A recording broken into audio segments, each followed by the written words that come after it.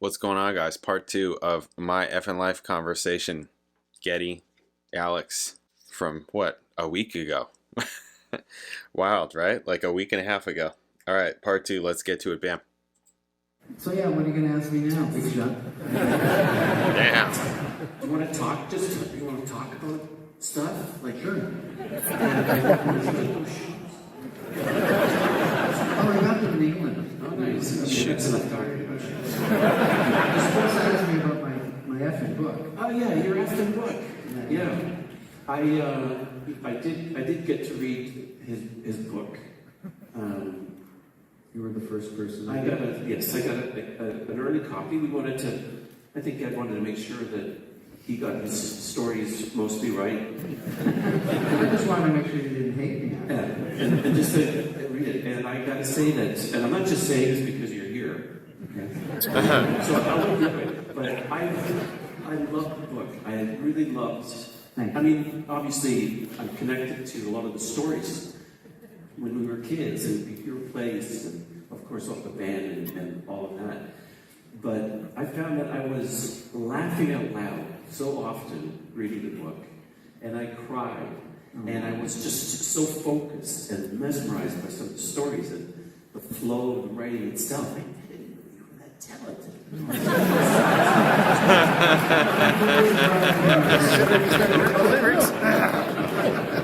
could have started a band. I would have.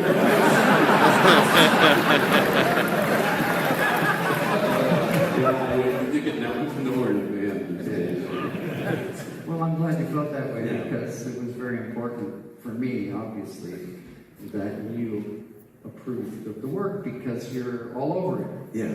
You know, my story has you sitting beside me through most of it, right? Yeah. And even today. Even today. Isn't that amazing? It is. Yeah, it is. It is. That felt I had done right by you, but more importantly, us and the story of our band and the life together, especially through the great years, which were fun to write about. Yes. You know, writing about 74 and 75 and traveling across the country in a station wagon and sleeping on baggage and waking up, and you were in the front seat beside Howard, who's here tonight, and we're driving across the country and playing sports through the night, sticking into the tar of the car somehow. Or the story of us driving 3 hours the wrong way to Cleveland on the highway because we maybe smoked a few too many joints. Oh, jeez. What the heck? So those kind of stories were so much fun to remember. Yeah. But when we got through the difficult years, of course, and after 97, tragedy struck Neil's life, and dealing with some of that, I had to be very respectful and delicate, and I just wanted to make sure that you felt that way about how it was written. And of course, telling the story of the last number of years, because many people really don't know what went down in those years. You guys remember the last gig, August of 2015. Yes. But there was stuff going on, obviously, through our own feelings about how the band ended, and then dealing with the news of Neil's illness. Yeah. It was harder to write that stuff. I bet it was. Yeah, those were very emotional times. I know in that tour, the tour was so great. And the whole construct of the tour was just so much fun. You know, going back from the previous tour all the way back to the beginning and the stage, reflecting that change. And it just worked so beautifully. And I thought we played so well on that tour as well.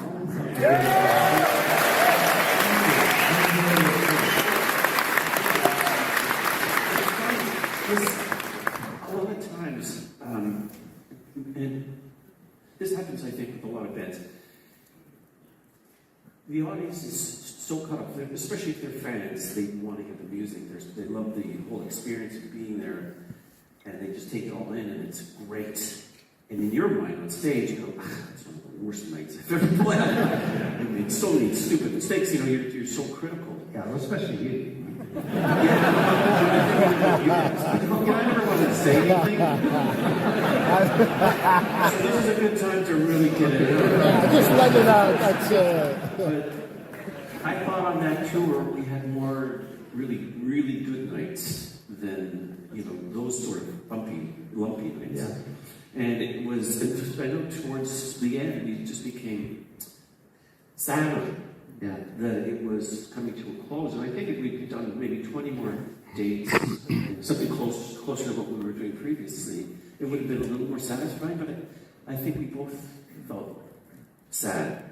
Well, yeah, I was trying to write and explain to these folks that as we got closer to the end, and really for the first time in our whole history with Neil, we were of two minds, and Neil and I were getting, as you said, sadder. But Neil was getting happier because he had made this decision to retire, to spend his life with, his new family. And that's completely understandable, but we couldn't help but be affected by the fact that something was coming to an end without really wanting it to come to an end. Yeah.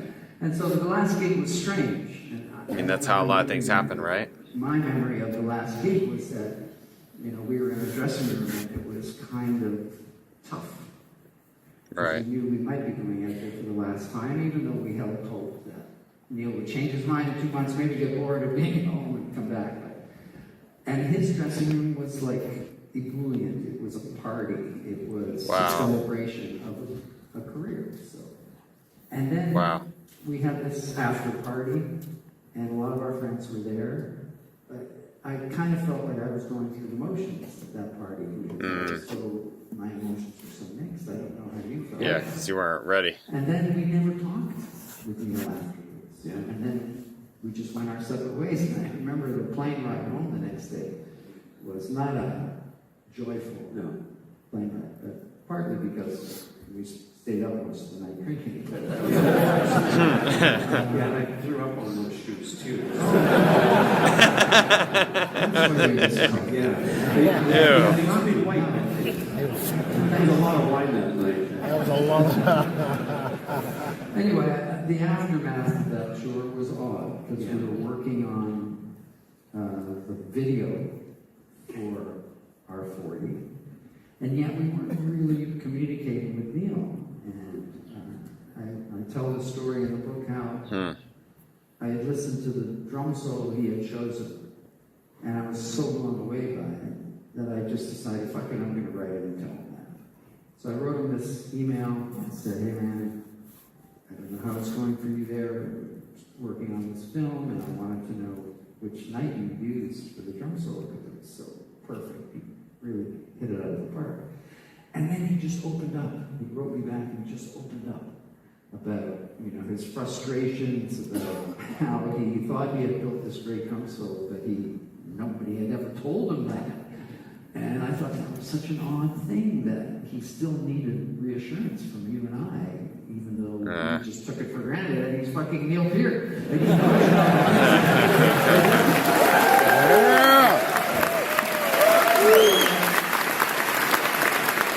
then he wrote about the fact that he was the librarian at Olivia's school, and this was making him really happy. And I thought to myself, what the fuck do I have to be resentful about? He has earned a new life. He earned it. I have no business harboring any resentment for the way it came. Yeah. We got 40 great years together. I mean, really.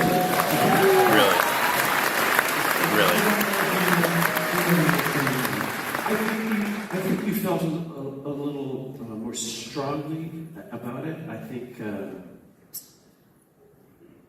I was disappointed and saddened by it, but once we got some distance from it, I started to feel better and finding other things in my life. And, I was still playing, still interested in writing some music and working on some music. Did a couple little projects along the way for that year afterwards. And then we found out that Neil was done. And then it was an enormous burden to keep that a secret as he wanted. It was. And you felt like you were lying to to your friends and anybody ever Well, we happens were. to know? Oh man. Because Oh, it seemed like Wow. it. So I guess we were. yes, we were. We were actually lying. Wow. You have to remember that it was very important for Neil, for no one to know about it. Wow. He took that decision, and we had no choice but to respect it and choose loyalty over honesty. And really believe that was the right thing to do, as difficult as it was. But at first, It's like Survivor. It was,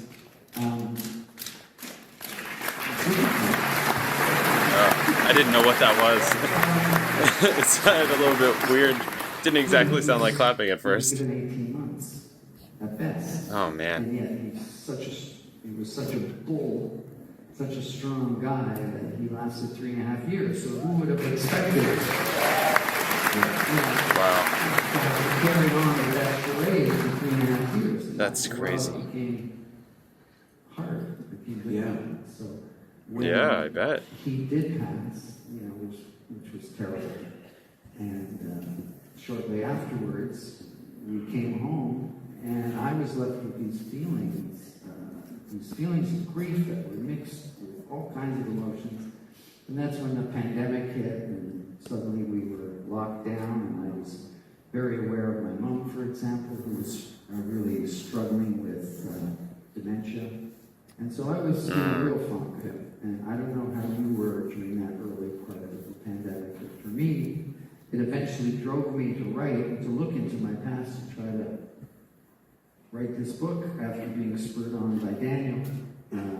Daniel Richler, who's my co-writer, a good friend.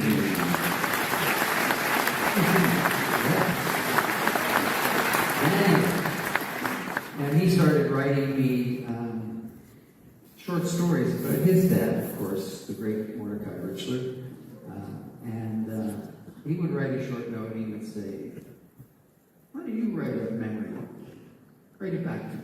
And so I would write a little short note, and it became a sort of a way to kill the time. Interesting. But mine, of course, got longer because you know me. And he said, "I think you're writing a book, and I think you should write a book." And I said, "Okay, as long as you help me." But that process was really healing for me and cathartic for me, and I needed to do it for so many reasons like that. But you seem to have this resilience, this writer outlook that I was always jealous of. That you could take these. Well, he's kind of like dumb, happy-go-lucky kind of vibe, right? Well, How do you do that? I'm a very shallow person.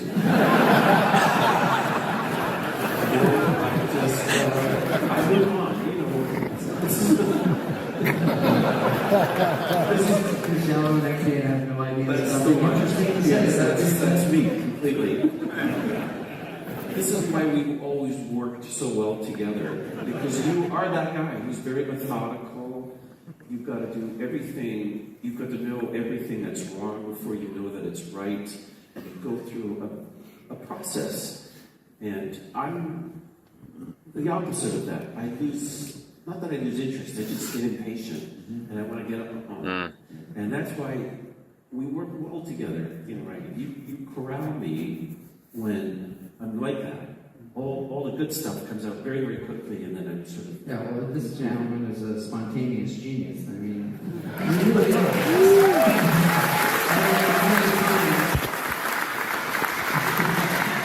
know how many times we sit down to jam, and he just plays something, and I'm like, "What the fuck is that? Wait, stop.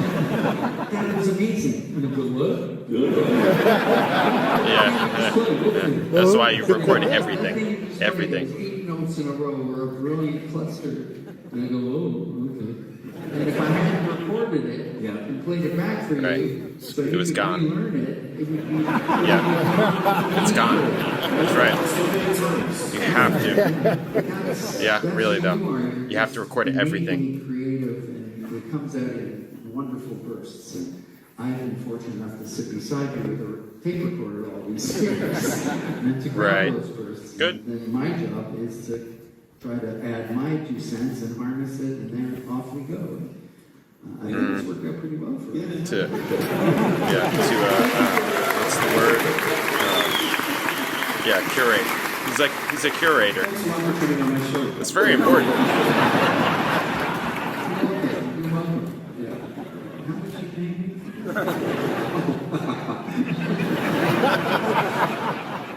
That's a good one. Yeah, so that's, and then we had this life Mm-hmm. of thousands of years. Yeah. I mean, you could go to any period in there and just look so I know much. what we should talk about. Okay, there we go. Yeah, all the Neil stuff. That's all. Yeah, crazy and sad and too bad and just all of it. Yeah, it is interesting that it just the whole how he was describing, like, you know, we were sad, but he was like happy. That's got to be awkward. That's got to be. I mean, you can't, and he's right. You can't blame him. You can't blame him. You can't blame him. But still, you feel how you feel, right? And also, as I said, during it, it's like a lot of things in life happen like that, where it's like, yeah, I didn't want it to end. It just it ended abruptly, or it ended how, like it wasn't my choice or whatever. It's like, there's a lot of things that happen like that, right? It's not all, you have a time limit and the time limit and that this is the start and this is the end, because if things happen like that, you may do things differently. Like if you knew that you only, like he's saying, they gave Neil 18 months, if you knew you only had a certain amount of time, you would probably do things differently than if you didn't know at all. You'd have no idea, kind of like, like kids think that they're going to last forever, they're going to live forever, all that kind of thing. And they just kind of act accordingly in that kind of way. And then later on in life, you're like, oh man, I should have been doing this. I wish all of those kinds of things, potentially, come out, things like that. And then also other things just within your life. It's like, whether it's relationships or jobs, anything that just ends or stops or whatever. That's the thing. Nothing lasts forever. Nothing lasts forever. So change is the only constant. And the sooner you can get that, that's just normal, right? That is the norm. Change is the norm. So yeah, that was a lot of the talk, just the whole Neil thing and the ending of the band and doing R40 and all of that. It's kind of interesting how he was saying how, he was editing R40, and it sounds like he said that Neil picked the solo that he was going to put on, like from, because there was more than one night recorded or whatever, and he apparently picked whatever one he picked, and then Geddy's going through it. He's like, yeah, this is great, and he has to go and he goes to tell Neil, like, hey, this is great. And then him coming back and be like, I thought it's kind of, it's like his personality, obviously it's his personality, where he's like, I thought it was terrible, and nobody told me, and all that kind of thing, kind of like needing that validation. That's like part of what Geddy was talking about. Like, here he is at the end, and he's still like needing that validation or whatever, which is obviously, just part of his personality. You take that, and then you also take just the kind of like person that we at least perceive him as, that we've learned, in terms of being like, kind of shy, introverted, like reader, thinker, writer, not wanting to interact with fans in the same kind of way that other people do, right? Like just his way of doing it, right? And interacting with people and interacting with touring and interacting with basically anything, just his way of doing it, and how he had to figure out how to do it to keep himself in the game, basically, right? And for as long as he was doing it. It's very interesting. Yeah, super interesting. And then also you have Alex over here, who is just like, I mean, I think that's cool. Just playing. I mean, I definitely do that. I do that all the time, actually, when like lots of times if it's like sound check or something like that, and I'm just playing, You know, I'm just playing bass, I'm just playing notes. And when I play by myself, I've never thought that I sound good myself. Like, I don't think that I sound good just on my own, which is kind of interesting. I think that I sound better with a band because that's how I like to function. That's the kind of instrument that I play, to me at least, you know, is like, I'm a bass player. I'm not the lead guitar player. I'm not, you know, like, I'm not playing a lead instrument. I'm playing a supportive instrument, right? And I like playing it in that kind of role. I can solo also, but I mean, not like a lead guitarist or something, like somebody who has a ton of practice soloing. I have a ton of practice supporting, you know, and I can nail that. But anyways, I'm trying to say that I'll be playing just bass, and most of what I'm doing is like, you know, getting volume, getting tone, things like that, because every room's different. And I'll just be noodling basically just to get that. I never play songs. I don't know songs like that, you know, like how they say, how like it's like stereotypical for somebody to go into like a Guitar Center or a Sam Ash or some music store and just sit down and start playing some songs or whatever. I don't do that. I just play notes. I just improvise, right? I just start playing notes, right? And it's pretty arbitrary, right? And then like from the first note, my ear, you know, I just go, right? And it sounds like Alex is a lot like that also, in terms of like he just goes. And you need to, when you're like that, you have to record everything. You have to record everything. That's why that's among the reasons why I got into recording, among the reasons, because, and that's how I do like writing sessions. Every single thing is recorded from the second I sit down to write, right? Everything, because my memory is not that crazy, you know. I don't have a great memory. So if you're trying to, and you never want to be in that position where it's like, wait a minute, what? Yeah, so I was saying when I noodle, yeah, see, look, crazy. When I'm noodling on the stage, like the drummer will be like, oh, that's like Primus or something like that, or that's like this song, or are you playing this song? It's like, no, I'm just messing around. I don't know, this is not a song. I'm just messing around. It's like, oh, it sounds like this and the other thing. I'm like, maybe it is, but I'm making it up right now. Anyways, you have to record. You have to record everything, because you could come up with some cool part or something, but then you have to explore it. You have to mess with it more, and you have to, like, maybe it's like a cool part, but is that the whole song? Probably not. You're going to work on it and see like, okay, where does it go after this? And then you just kind of get lost with it. And as you're getting lost in it, trying to find new things, it's very easy to just forget some other parts, some other things. Oh, okay, that was cool. This worked, but then I went into this thing and this one worked, but this one didn't. So what, I'm trying to remember what was that thing. If you record it, I mean, I can't tell you how many times I've went back to those recordings to remember again, like, oh yeah, this is what I was doing, this is where I was going, yeah, that was the part, okay, all right. And then you're able to like get back on that train. It's just part of the process. You have to. Yeah, I actually have a project that I'm working on right now that's very based on that. It's like all improvisation, just hit record and start playing and see what happens.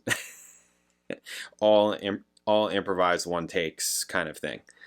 And it's cool. It's interesting. You never know, you never know what you're going to come up with. And some things is magical. Some things is, just not. Some things you're always like chasing that, basically chasing the magic, chasing the thing that you could play that's exciting, that's interesting. Exciting doesn't need to be difficult or anything like that. It could be just really nice, melodic, whatever, just something that's interesting, that piques your interest, that you're like, oh yeah, this is pretty cool. Oh yeah, this is nice. And just kind of improvising compositions in that kind of way. So yeah, doing all that's one of the reasons why I want to slow down on some of these videos, because I'm like doing a lot. I always do a lot. I've always been like that, just doing a lot, constant doer. And now that I got this, I got this recording set. Sorry, I'm talking about all kinds of things now. Now that I got this recording set up, and I'm back on recording, I'm like trying to utilize it as much as possible, that I can. So it's like the projects are back on, which is great. It's cool. So anyways, this is really cool. Part 2, the reflection, right? Very cool. Good stuff. All right. Awesome. Part 3. I'll catch you then. Later.